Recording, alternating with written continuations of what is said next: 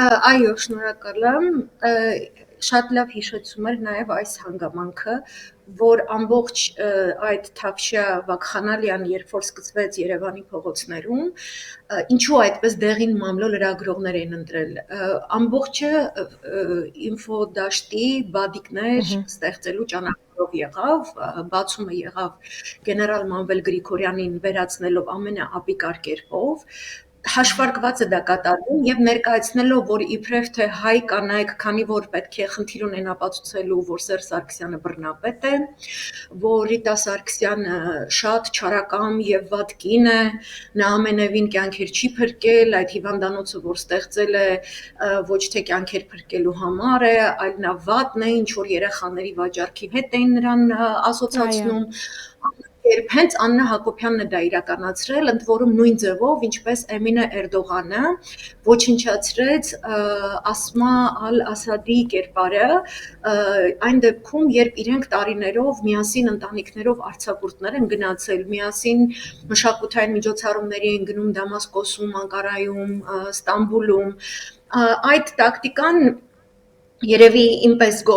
փորձագետներ, ովքեր Մերձավոր Արևելքի արաբական գարուն կամ Թավիշ հետևում են, մենք այդ օրինաչափությունները տեսնում ենք, բայց մեր ժողովրդի համար դա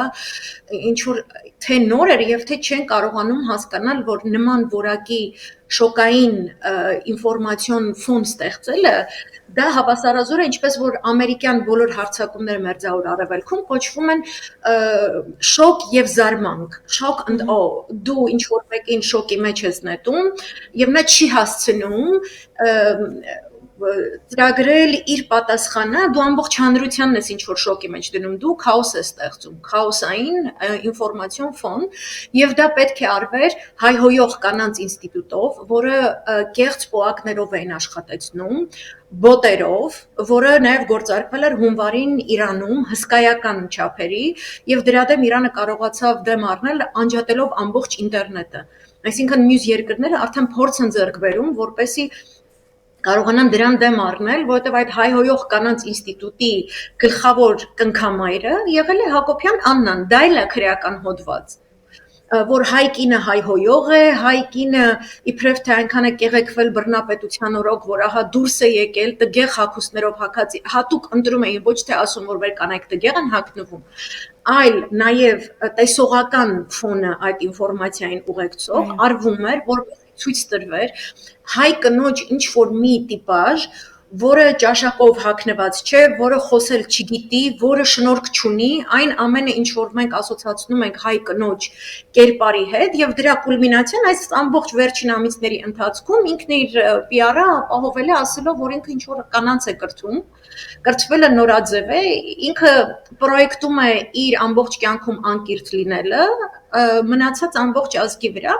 այդ ձևով Էմինեն է փորձում կրթել ոչ միայն Թուրքիայի կանանց, այլ նաև Աֆրիկայում այդպիսի իբրև թե ծրագրեր ունի, այդպես հագնվում, թանկ գնում, կանգնում է անճաշակ կերպով, սա էլ նույն ձևով, այսօրվա իր հագուկապից էլ տեսանք, որ այդպես էլ դա չսովորեց արտաքինը ինչպես ներկայանալի դարձնել, երևի այդ նույն շրջանակներում, որ